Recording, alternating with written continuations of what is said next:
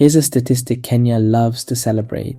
84.8% of Kenyan adults now have access to formal financial services, up from just 26.7% in 2006. One of the best inclusion stories on the planet. And here's the statistic nobody puts on a billboard. Only 18.3% of Kenyans are financially healthy, down from 39.4% in 2016. We almost all have accounts, yet fewer of us than ever can pay for a shock, save for the future, or sleep easy about money. That contradiction is why, for the first time in our history, Kenya has a national financial inclusion strategy. Today on Policy Talk, we break down the NFIS 2025 to 2028, every sector, every gap, every target, and ask whether this plan can turn access into actual well-being. First, credit where it's due. Kenya's financial inclusion journey is a genuine global success story, and it was built in layers. Mobile money in 2007, microfinance regulation, agent banking in 2010, SACCO reforms, digital credit, and a fintech scene they now call the Silicon Savannah. The numbers are staggering. By December 2024, Kenya had over 381,000 active agents and 82.4 million registered mobile money accounts, more accounts than people. In 1 month alone, those accounts processed over 309 billion shillings in cash in and 753 billion in cash out transactions. Mobile money usage now stands at 82.3% of adults. Start with geography. Exclusion in Nairobi is just 5%. In Turkana, it's 32%, 6 times higher. Where you're born still decides whether the financial system sees you. Then age. A shocking 23.1% of Kenyans aged 18 to 25 are totally excluded, and it got worse since 2021. Nearly half of excluded youth lack a national ID. Over a third don't own a phone. No ID, no phone, no finance. Gender, 86.8% of men have formal access versus 81.4% of women. Even with near equal access, women are 30% less likely to be financially healthy than men. And here is the deepest crack: usage and quality.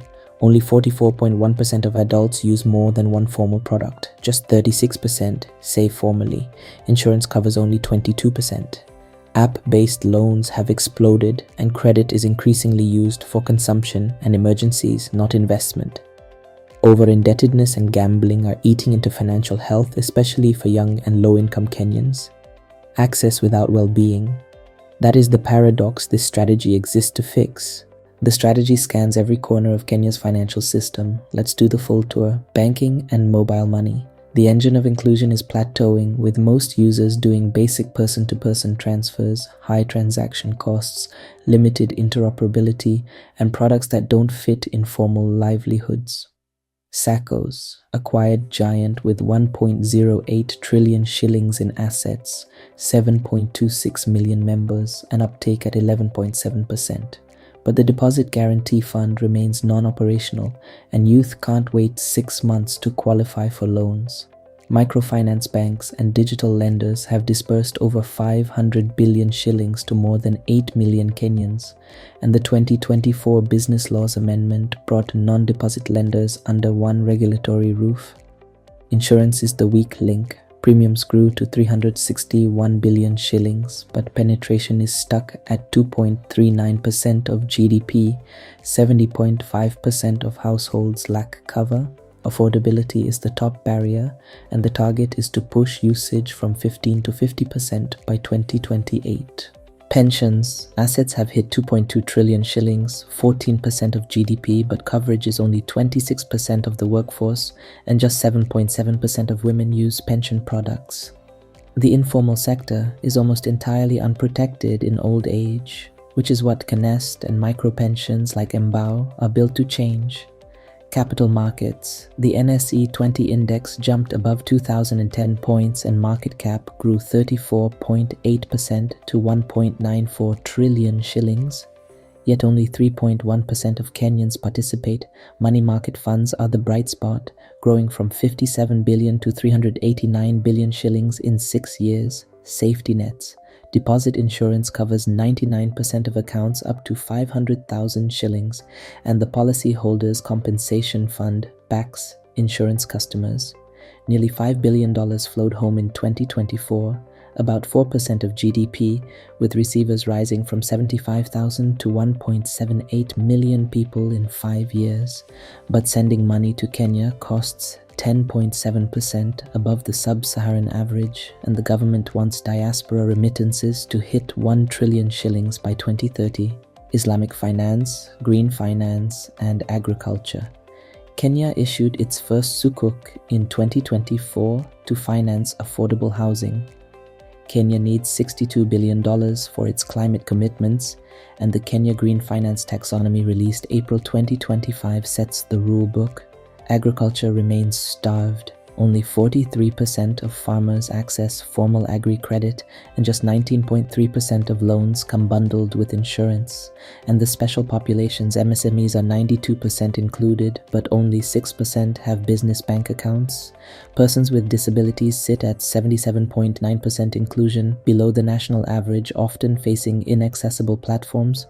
And refugees are particularly excluded. Of Kenya's roughly 849,000 refugees, only 6% have a bank account. So what's the plan? The NFIS, led by the central bank and the national treasury, is built on 6 pillars. And unlike most policy documents, this one names hard numbers. Pillar 1, deepen access. Attack the root causes of exclusion by pushing national ID ownership from 91.6 to 95% with mobile registration units. Expand reliable mobile coverage from 68 to 90% of sub-locations. Lift the national savings rate from 68.1 to 74%. Pillar 2, make products worth using. Roll out the fast payment system and push interoperable APIs from 35 to 85% of institutions. Cap peer-to-peer charges and explore open finance.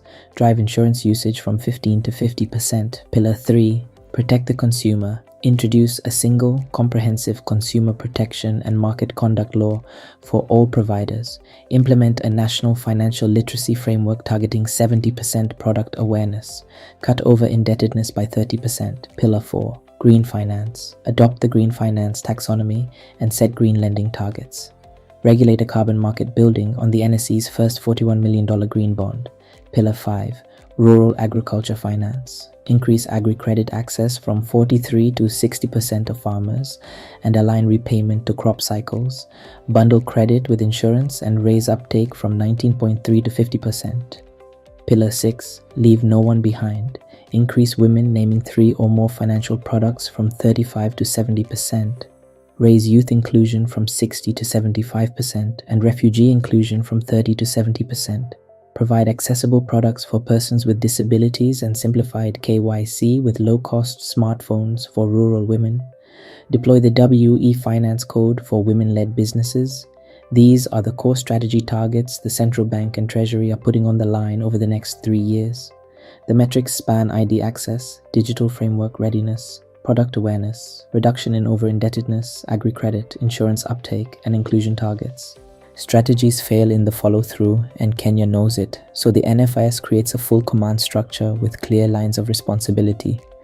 A National Financial Inclusion Council sits at the top, co-chaired by the CBK Governor and the Treasury, meeting twice a year.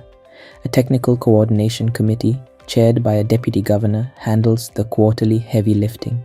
Thematic working groups operate on the ground while a CBK Secretariat runs day-to-day operations. Progress gets tracked through a theory of change with quarterly monitoring and a county inclusion scorecard. FinAccess surveys act as the referee to validate outcomes. The end goal on financial health is explicit: lift financially healthy adults from 18.3% back to 39.4%. The risk register is refreshingly honest: 20 named risks from policy shifts to data breaches and force majeure.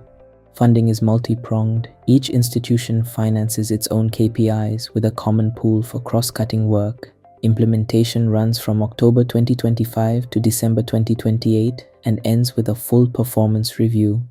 There is a National Financial Inclusion Month planned every October. For 20 years, Kenya asked, "How do we get everyone an account?" and it answered that better than almost any country on earth. The NFIS asks the harder question: how do we make those accounts actually improve lives for everyday Kenyans? Its answer is a shift from counting accounts to measuring well-being, from access to impact. If the 6 pillars deliver, by 2028, Kenya will lead not just in inclusion, but in financial health. If they do not, high access may coexist with a nation unable to absorb shock.